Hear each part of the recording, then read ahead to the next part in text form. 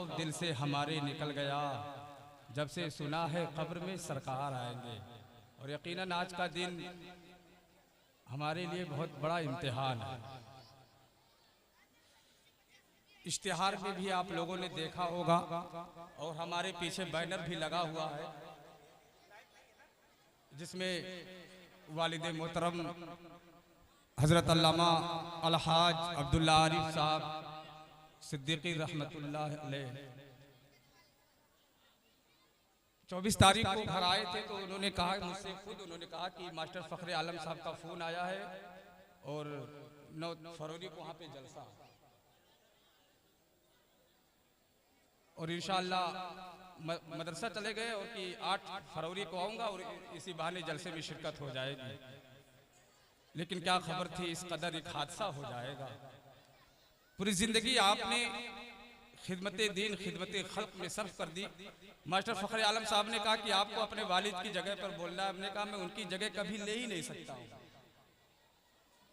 बाप का साया मेरे सर से उठ गया और मैं तो वालिद साहब के बड़ा करीब रहा। बचपन ही से वालिद साहब के साथ जलसों में जाना, नेपाल के अक्सर जलसों में वालिद साहब के साथ शिरकत होती थी। बचपन ही से मैं वालिद साहब के साथ रहता था, चलता था। पूरी जिंदगी आपने खिदमत खल्क और खिदमत दीन में सर्फ कर दी और आखिरी वक्त आप मदरसे ही में रहे। ये खुशनसीबी की बात है। और मैं अपने गम और अपने दुख किस तरह बयान करूं, मेरे पास अल्फाज नहीं है। लेकिन मैं यही कहूंगा आप लोगों से कि आप लोग अपने दुआओं में वालिद साहब के लिए, वालिद साहब का ख्याल रखें। उनके दर्जात को अल्लाह तबारक व तआला बुलंद फरमाए। और उन्होंने जो काम किया 60 साल जिंदगी में परवरदिगार उसे कबूल फरमाए। साथ तेरे ना कुछ मालो जर जाएगा, साथ तेरे ना कुछ मालो जर जाएगा, हाँ फकत इश्के खैरुल बशर जाएगा। साथ तेरे ना कुछ मालो जर जाएगा, हाँ फकत इश्के खैरुल बशर जाएगा। जो नबी के मोहब्बत में मर जाएगा, जो नबी के मोहब्बत में मर जाएगा, नारे दोज़ख से बचकर गुजर जाएगा।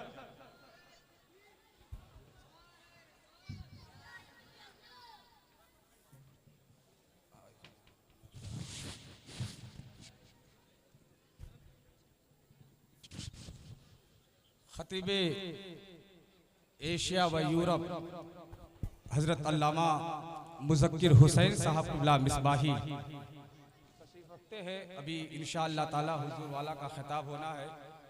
सिर्फ और सिर्फ 10 मिनट के लिए मैं हाजिर आया। मैं शेर पढ़ता हूँ कि साथ तेरे ना कुछ मालो जर जाएगा, साथ तेरे ना कुछ मालो जर जाएगा, हाँ फकत इश्के खैरुल बशर जाएगा। जो नबी के मोहब्बत में मर जाएगा, जो नबी के मोहब्बत में मर जाएगा, नारे दोज़ख से बचकर गुजर जाएगा। हश्र में होगी सबकी नजर उस तरफ, हश्र में होगी सबकी नजर उस तरफ, ये दीवाने मोहम्मद जिधर जाएगा। या नबी ना फरमाएंगे कुछ मुझ पर करम, ये आसी तुम्हारा रो रो के यूं ही मर जाएगा। और मेरे वालिद साहब का एक शेर बड़ा मशहूर हुआ था। आज से तकरीबन 30 साल पहले मेरे वालिद साहब ने वो शेर कहा कि औलिया ही के हुजूरी से खुदा मिलता है, दिल के अंधे हैं जो कहते हैं क्या मिलता है। कहीं बातों से काम बना है आरिफ, अपने हस्ती को मिटा दे तब खुदा, अपने हस्ती को मिटा दे तब खुदा मिलता है। बहरहाल परवरदिगार आलम उनके दर्जात को बुलंद फरमाए। 10 मिनट के लिए जलसा दस्तार बंदी का ये प्रोग्राम,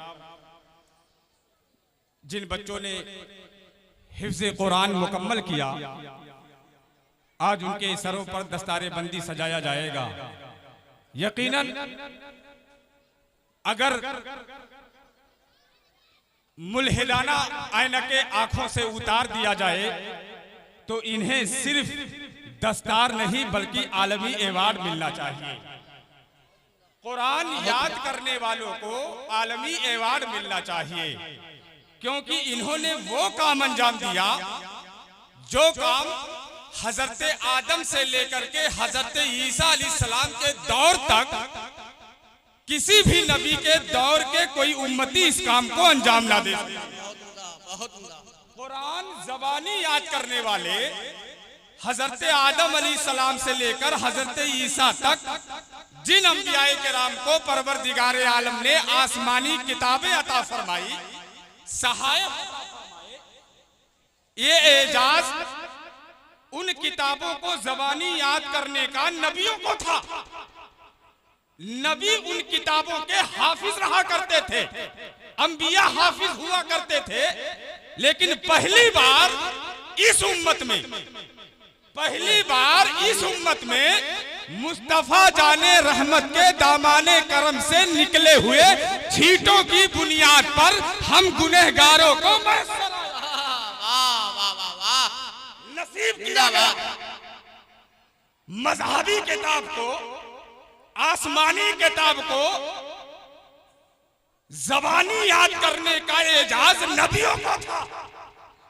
लेकिन मुस्तफा जाने रहमत ने अपनी इस उम्मत में तकसीम कर दिया कि छोटे से छोटा बच्चा, इस कौम का कम उम्र का बच्चा अगर मदरसे में दाखिला लेकर के पढ़ता है तो कुरान का जीता जागता मौजज़ा आज भी मौजूद है कि उसके कलेजे की तख्ती पर बड़ी आसानी से नोट हो जाता है, बड़ी आसानी से नोट हो जाता है। ये एजाज है साहब, एजाज। आज जिन बच्चों ने हिफ्ज़े कुरान मुकम्मल किया, ये बात सामने आ गई कि दुनिया से जो कुरान को मिटाने की कोशिशें कर रहे हैं, दुनिया से कुरान मिटाने की बात तो बहुत दूर है। मैं तो कहता हूं, मैं ही नहीं बल्कि सारे उलमा कि दुनिया से कुरान मिटाने की बात तो बहुत दूर, जिस सीनों में कुरान आ जाए कब्र की मिट्टी भी उसे नहीं खा सकती। जिंदाबाद। कब्र की मिट्टी उन सीनों को नहीं खा सकती जिसमें कुरान की आयतें महफूज हो जाए, कुरान के हुरूफ महफूज हो जाए, तहरीर हो जाए। 6666 आयतों को तवज्जो दीजिएगा, 6666 आयतों को अपने सीनों में महफूज करने वाली मुकद्दस जमात अभी आपके सामने तशरीफ लाएंगे। ये इनकलाब है, इनकलाब। और ऐसा नहीं है कि ये इनकलाब सीधी शोहरतगढ़ में, पूरी दुनिया में ये कुरान याद करने वाले, कुरान के हाफिज, इनका मकाम और मर्तबा की ये इब्तिदा नहीं, मुक्तदा बनकर के रहेंगे। मुक्तदा बनकर, इमाम बनकर रहेंगे, पेशवा बनकर के रहेंगे, रहनुमा बनकर के रहेंगे। क्यों?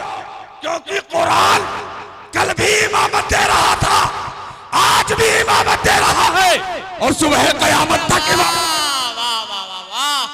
कुरान कल भी इमामत दे रहा था, आज भी इमामत दे रहा है। ये सिलसिला जारी है। ये कौमे मुस्लिम का नसीबा, ये सिलसिला जारी है। कब से जारी है? शोहरतगढ़ से जारी हुआ। ये सिलसिला जारी हुआ कब से? यूपी के किसी जिले से, नेपाल के किसी क्षेत्र से या महाराष्ट्र से नहीं, ये सिलसिला गारे हिरा से जारी हुआ। गारे हिरा से जारी हुआ, आज भी जारी है और सुबह क़यामत तक जारी रहेगा। बहुत कुरान अपने सीनों में महफूज करने का सिलसिला गारे हिरा से जारी हुआ, आज भी जारी है, सुबह क़यामत तक जारी रहेगा। ये एजाज है, एजाज। इस कौम ने बता दिया। आखिरी बात, इस कौम ने ये बता दिया, हम वो किताब रखते हैं जो किताब किसी कागज का मुहताज नहीं है, किसी रोशनाई का मुहताज नहीं है, किसी कुतुब खाने लाइब्रेरी का मुहताज नहीं है। हमने उसे ऐसी जगह महफूज कर लिया है कि नस्लें मिट सकती है, कुरान की आयतें नहीं मिट सकती। जिंदाबाद जिंदाबाद। वाह भाई वाह, लाजवाब लाजवाब। बहुत उम्दा बहुत उम्दा। इस कौम ने अरे वाह,